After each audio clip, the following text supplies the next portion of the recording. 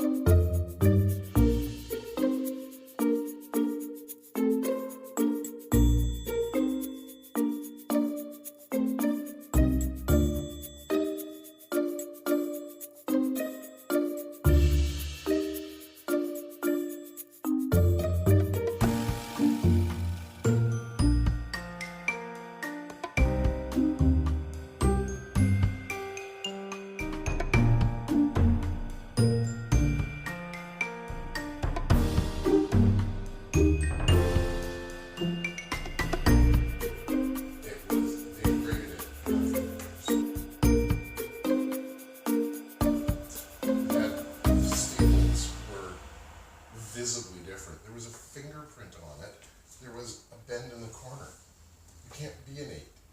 No, that's with that many flaws. 6'5". Well, here we are with Dave Strutt, who runs Dave's, is it Dave's?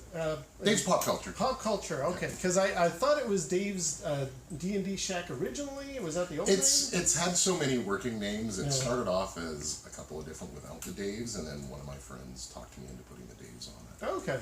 Well, it's a great place. I mean, I've been here a couple of times, but as we're about to show, just incredible amounts of stuff here. The reason I wanted to talk to you, though, is I had heard you on the NortheWest Nerd podcast, where guys happened to be in Ladner, and they were like, you got to check out Dave's store. It was a different name back then. Yeah. Yeah. And one of the main things that they hit upon that really struck a nerve with me was the fact that at that time you had mentioned D&D is just skyrocketing in popularity now. It's wild. It's as I was saying earlier, I'm a 40-year veteran of running D&D campaigns, playing D&D, and I don't think it's ever been as popular as it is today. That's pretty incredible.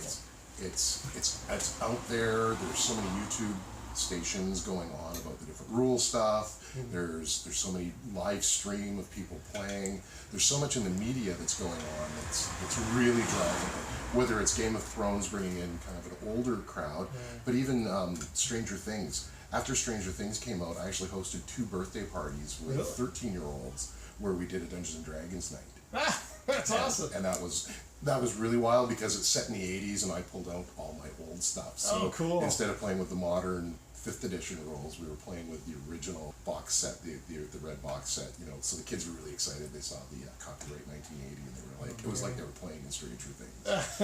and I even had a Demogorgon figure, so that was even the best, and that was the final creature that they caught. Now I seem to remember also in that NortheWest Nerd thing, they were saying that like you had at that time noticed usually with a new edition that comes out, sales of rule books and stuff will be very high at the initial launch of the thing, and normally they peter out. But you're finding I mean, and I don't know the Wizards of the Coast is sharing all their sales figures, but for me very specifically, it's been building and building and building. Really? That as I sell one, I know that that's going to go out and disseminate into 2 more sales. Wow.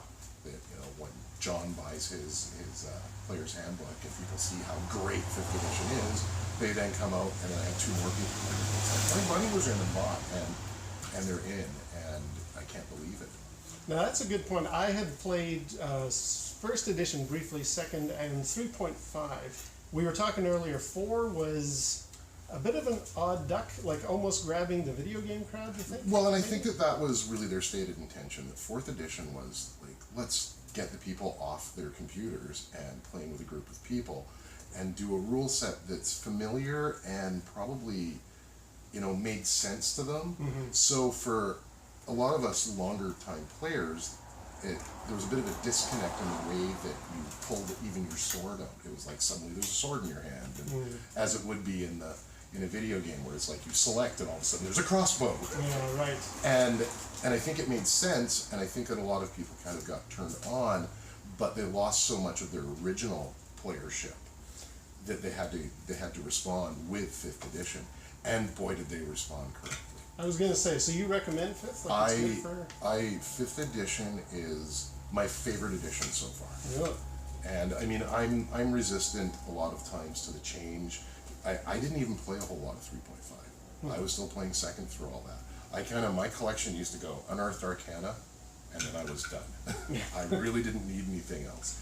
And I totally missed the Pathfinder and a lot of that other stuff. I'm still back there with my 2nd edition rule book and my original DM screen that had seen many, many better days. and I didn't adapt well. And then when I started reading into the 5th, I started with the starter set. They're dynamic, they're epic. You become, your player characters become rich. And I don't mean that they're finding a lot of gold, but they will find a lot of gold. But they become rich, dynamic, diverse characters so much faster than any of the other editions that I've played. And it engages the players in such a way that they want to keep coming back to do more. That's cool. That's awesome. Yeah. And for me, I mean, I haven't played in probably 5 or 6 years now, I think. And at that time, with 4th edition coming out, a lot of us were kind of like, it's getting like a Microsoft operating system. They're just releasing a new upgrade every couple of years, and we were losing our kind of fascination with it. But has the market changed? I not only do I see so many young players coming in to start up, I see a lot of older players coming in and going, I wasn't going to replace those books, but it's time to replace those books. That's awesome. And with the price point on them, which is fairly dear, I'm often surprised, but every time a new release comes out, people are lining up to get them again, and I'm selling dice and all sorts of aids and stuff like that, and they're being used. That's cool. There have been times in my life when I've been around the industry where I see a lot of supplements getting bought, read, and put away. I now see people buying things and using them constantly. That's great. And it's a lot of fun. Here at the store, we've got 2 separate nights. Well, we have a daytime and a nighttime session that are going, and we're at the point where we've got so many people showing up. We're kind of like, oh, DMing 9 people, like that's a little difficult.